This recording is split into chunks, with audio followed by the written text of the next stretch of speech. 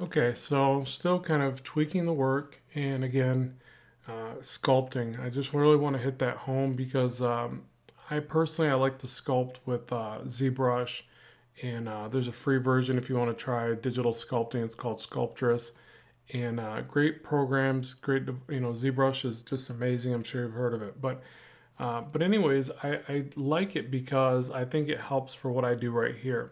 So as I come back and I start to work on a project like this, I'm really paying attention to those shapes and trying to get that to read well and get that to make sense.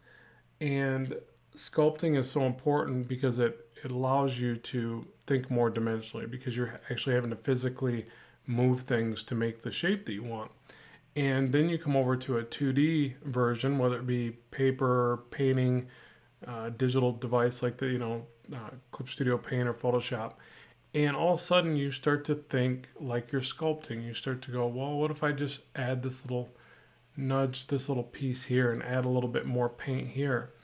So it's really neat how that works. It's just basically getting yourself to think more dimensionally as you create something so that you can give it this illusion that it's coming away from this 2D surface.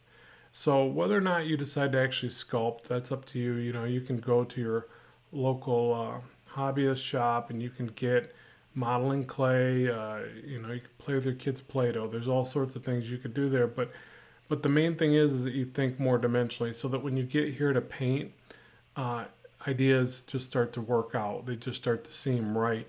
Light sources start to appear a little bit more easy to read and understand because you're so used to studying those dimensional objects around you.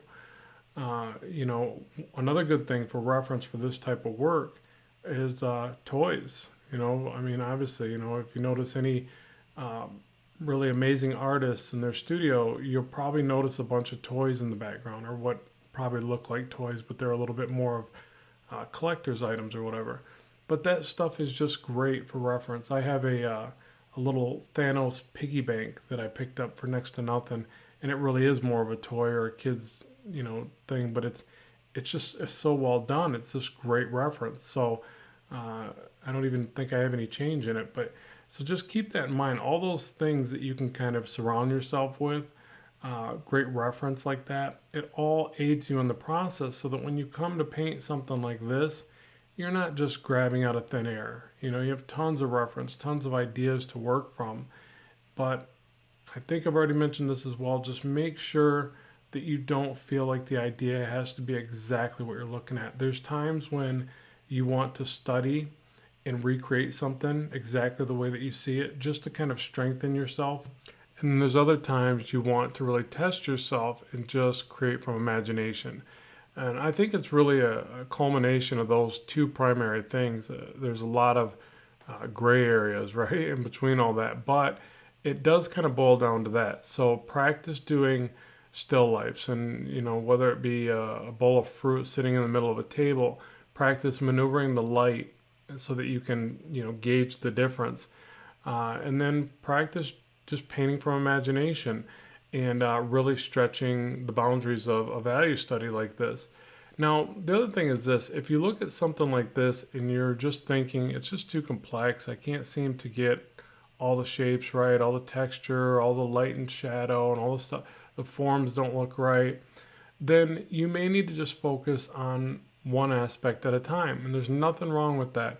I can't tell you how many pages of just arms and just spikes and just faces that I've done, countless. So, what you need to be aware of is that one of the reasons we're doing this particular study is so that you can see how value works up and how I interpret value in a character design and build up to it without worrying about the color. So it simplifies the process. So remember, you can take that as far as you need to. You could take that and say, well, I'm just going to start with these shoulder pieces and I'm going to illustrate 5 or 10 shoulder pieces. I'm not going to spend an absorbent amount of time. I'm going to do basic value studies. I'm not even going to go to full light and full dark. I'm going to stay in the middle range of value. But I'm going to do a bunch of different shoulder designs, shoulder straps and armor pieces until I feel comfortable with that. I guarantee you, if you go through that workflow with that mindset, like you start saying, well, I'm just going to do 10 of this or 15 of that or 20 of that. If you've got that kind of grit about you and that kind of go-getter attitude, you're going to get better. You're going to make amazing art. But if you just get frustrated because you're not getting it on the first, second, or third try, then you need to kind of analyze what you want to do about this. But the main thing is this, that you just allow yourself to get better through duration, through process. Like I look back at work that I did 5, 10 years ago, and I'm amazed at, how much I got better at a certain thing. Or I might even look at it and go, wow, I did really good at something back then. But God, I remember that took me days, and I could do that in half a day now. So that's the other neat thing about this. Once you do enough of these character creation processes, you just get so much faster. You're not even aware of it. It just happens. But something you might look at and go, well, I can paint that better now, but the main thing is I can paint that a lot faster. And one of the things I can tell you is I've worked with a lot of like amazing digital painters. It's actually what led me to start digitally painting, because I've always been more of a pencil artist. And some of them are extremely fast. So for instance, this character design probably took me about, I think I already mentioned, but if I didn't, about 4 or 5 hours total. And that's to the end of color, which you'll see to the end of the video here, for the lessons. But there's artists that I know that could have did this in 1 or 2. I mean, it's amazing how fast they get. And hopefully how fast I'll get and how fast you'll get with practice. But the main thing is that you realize that there is a ton of potential with this type of creative process. So don't get too flustered if it takes you a while. Just relax. Do breakdown studies. Do, practice fur one day. Practice illustrating eyes another day. Practice not only just the eye, but, getting the skin around the eye to look right. Or for instance, the way the eye looks wet, getting it just that right look where it looks rounded over and wet on the peak of the eye, things like that. Pay attention to not just simply, oh, these things have a glare on them, a specular highlight, but where is that glare? Where is it in comparison to the shadow? Things like that. Pay attention to those, and you should get a lot better at making these types of illustrations. So here, just kind of noodling around, poking and prodding at it at this point. And you see I also zoom in and out, so now I'm working from a distance.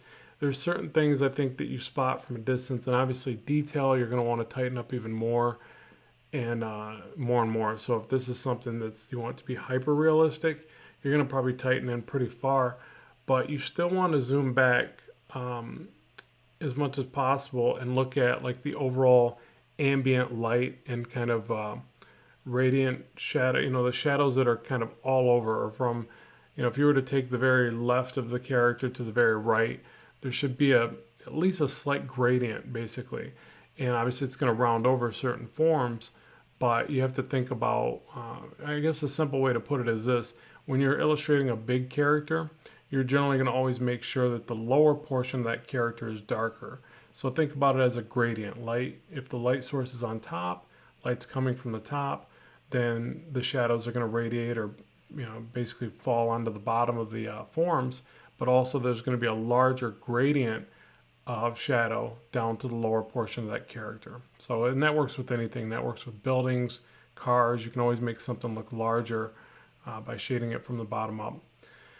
So that'll bring this one to a close. I know this has been a lot of, little nitpicking of the artwork and picking and poking and prodding, but this is kind of how I go about it to refine it. I try to put in as much detail as I can so that now when we go to add the color, there's very little that we have to add. So with that, let's head over to the next lesson and start to color this.